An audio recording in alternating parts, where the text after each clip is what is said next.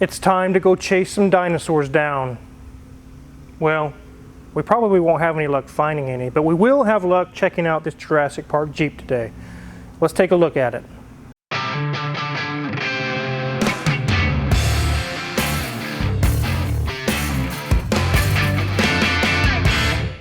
This is actually Hoovie from Hoovie's Garage. This is his Jurassic Park Jeep, and if you have watched Car Issues, which the first season is now on Motor Trend, you will see that that Jeep was in there. Pretty soon, actually very soon, we're going to be filming Car Issues Season 2 here at the shop, and this Jeep came, like I said, from Season 1. We're also going to be filming CarTrek 6, and this Jeep will be in CarTrek 6. So if you want to see some really cool footage of this Jeep in CarTrek, make sure to tune in when that one comes out and is available to watch. CarTrek 5 is coming out very soon.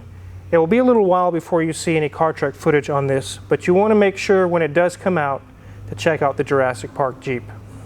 If you go back and watch the first season of Car Issues on Motor Trend, you will see that I had hair, which I no longer do.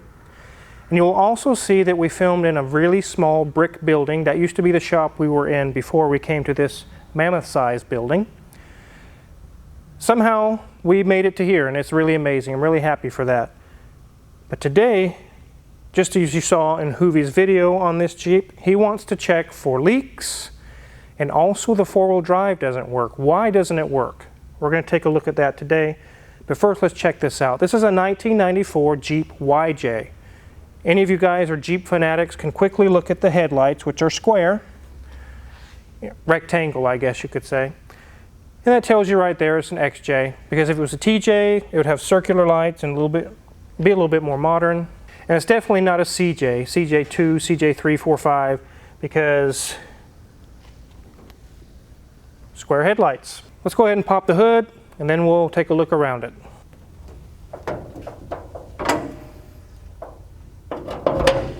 There we have a Chrysler engine, just like it says up here, Chrysler Corporation. This is after AMC Jeep. This is when Chrysler took over. And although the 4-liter inline 6 harkens back to much earlier than Chrysler, this actually is a very, very good engine. There's a lot of these in XJ Jeeps that have 200,000, 300,000, 400,000 miles on them. And just as you saw in the black Jeep video that I recently did, I mentioned high horsepower is not the answer for off-roading. It still applies here. Low RPM torque, that's what you need for crawling over rocks and logs and things. I'll restate it again, you don't need 850 horsepower to go crawling through the mountains and enjoy the scenery.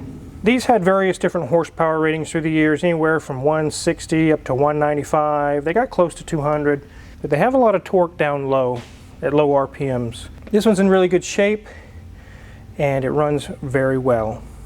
So this thing is not in immaculate shape, and no, it was not in the real Jurassic Park movie. It is a replica, but it looks very close. For its age and for the story behind it, it's actually in decent shape. Hoovie actually just drove it up here today. It's been sitting in a museum here in Kansas for 2 years. The transmission has since developed a leak, and the four-wheel drive never has worked to begin with. In Car Issues, they were pretty rough on it, and Hoovie messed up the four-wheel drive, or it quit working on him. I don't know that he messed it up, but we'll take a look at that today. But as you can see, it's not caved in or dented. The bumpers are in good shape. It has a little tow hitch. It is the 4-liter high output. And on this side, there's a little bit of paint crackling on the fender flares. That's not surprising because this is flexible plastic. It doesn't take much to crinkle and crack the paint. No dents or scratches other than the crackle paint. In first season Car Issues, you can see this thing did some pretty sweet jumps and some pretty good off-roading. It's actually a really nice Jeep. Let's go ahead and let Mrs. Wizard take a look at the small little interior. There's not much to it, but we might as well take a look. So welcome to the interior, ladies and gentlemen. And as you can see here in our dash, you can see this has 121,000 miles on it. So even though it's pretty high miles, for the age, it's probably actually low miles for how old this is. I love how the gear selector says park and the rest of them are just put in just single letters. It is, you can tell, it is an automatic. there are controls down here to get into the different ranges of four-wheel drive once Wizard fixed it. As you can see, lots of gauges in a gauge cluster there. Lots of hard plastic, which does have the tendency usually to crack and break up, but in this one it's looking really good. So that's why I said the high miles doesn't mean it's actually tore up. Simple gauges, looks like it does have an aftermarket stereo in it. I have a few more gauges this way. I'm not so sure if right there in front of my legs, if the cigarette lighter is most efficient there or the ashtray, but maybe they were trying to deter smoking at that time. We do have a few remnants of the owner, or rather his daughter, still living in here in the car. As I recall, I saw on Facebook today that she was delivered to her first day of school in this. As you can see, we have cloth seats, and they're in fair condition. The seat that I'm in does have a little bit of tearing on it, but nothing too terribly bad. As we look at the center console, we can see there is definitely where the people brush their elbow once they hop up in here, because there's definitely a step to get into this beast. If we move up here, you'll see obviously the headliner is not sagging because we totally lack one. We do have a couple of additions. We do have, since we do not have oh my god bars, we have added them in. We've got those strapped to the bar there, and there is one on the driver's side as well. We do have a very, very small back seat, cloth seats again.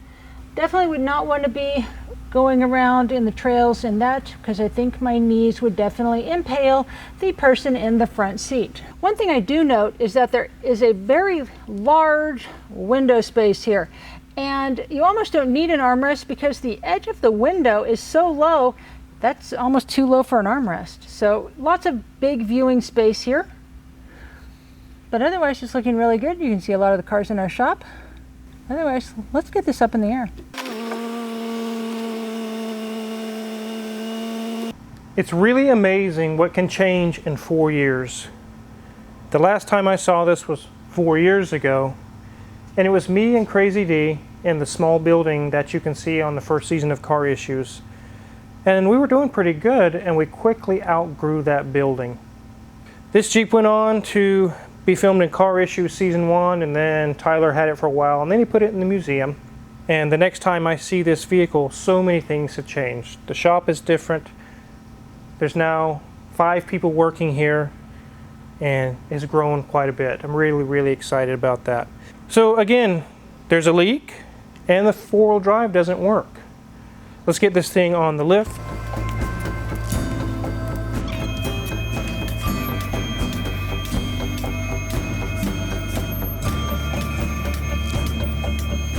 Okay, we'll take a quick cursory look over, and then we'll come back to our 2 issues he's talking about. Maybe we'll find the issue while we're looking. My little pin light has died on me today, so today we're using the Milwaukee giant flashlight. Car Mercy, what the hell are you doing? I'm sorry. Okay, let's go ahead and look at the radiator and the condenser. There's no leaks there. I do see it needs a serpentine belt. If you look straight up through here, you can see all the cracks in the ribs. So it'll definitely need a serpentine belt. Let's go ahead and check the front wheels up here. The brakes are new. Everything looks tight there. Sway bars are disconnected. Look at that, guys. That's a loose sway bar, isn't it? That's for better articulation. We'll go ahead and look at this wheel over here. Brakes look good. Shocks look good. Nothing's wet over here. Nothing's loose. Everything looks good there. We'll move on back to the oil pan. It's nice and dry. It has a nice new starter on it. No serious leaks going on. I do see a little bit of fluid on the pan. It looks like just the pan gasket is maybe, it's got cork, and it's just leaking past the cork. It may just need to be tightened up, or possibly just a new gasket and new fluid. You can see it's kind of wet here, and that's also from the transmission fluid leaking. Move back here to the transfer case, which is completely manual. There's nothing electronic about it other than the speed sensor. Nothing leaking from the output shaft, nothing leaking from the transfer case itself. And I don't see anything leaking up there. Let's check our little drive shaft. That's good. Check this little Look at this drive shaft. It's like my forearm, Mrs. Wizard. It's not very long.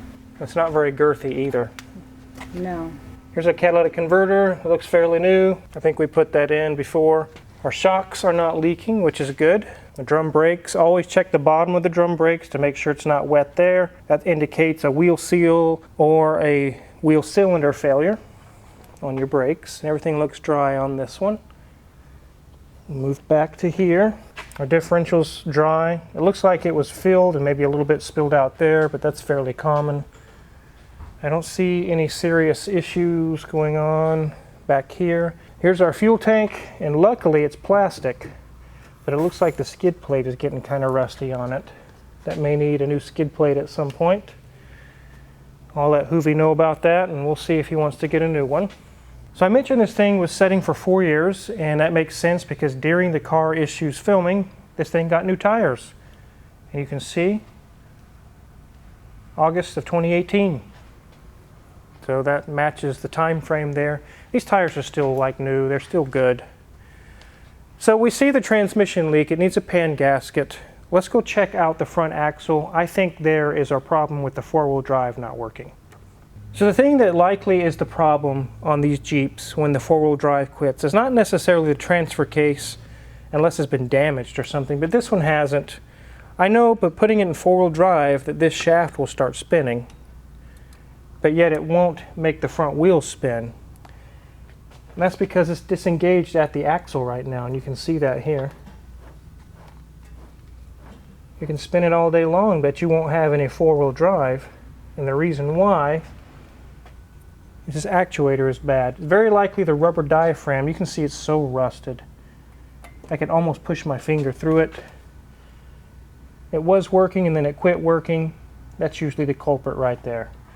So we're going to get a new actuator and get that taken care of. One thing to check as well is these vacuum lines that go all the way up. Make sure that that's connected and that there's vacuum present. But other than that, that's usually what goes on here, what's wrong. So that is very likely what we'll look into replacing. So I'm so glad that dinosaurs don't actually exist today. I was watching a nature video the other day and I saw an alligator take down a wildebeest and it pulled it into the water and twisted and broke its neck off, and I was like, yeah, I don't think we need T-Rexes running around today. In fact, if they had a park where they said, get in this Jeep and we're going to show you some real dinosaurs, I'd be like, I'm good, bro. I don't want to see them. Thank you. So before this Jeep got fixed, I thought you guys would like to check out Hoovie's Jurassic Park Jeep and the provenance that's behind it. We'll get the four-wheel drive fixed on the front axle, it's just the actuator, and the pan gasket on the transmission will take care of his leak. Otherwise, everything works on this Jeep. It's a very nice Jeep. If you're curious what kind of tools we're going to use to fix those items on this Jeep, check my Amazon affiliates link in the description below. We get a small cut and we really appreciate it. Make sure you're checking out for CarTrek 5. Make sure you get ready for Car Issues 2 when it comes out, because Car Issues 1 is so fun to film and it's a very cool series. And make sure to hit the subscribe button because I'm definitely going to get to work on my 308 right now. My 308? No, I'm pretty sure that's mine. We'll see. We'll see. Hit the subscribe button, guys. We're getting some work done on this. We got some done on today, so thanks for watching.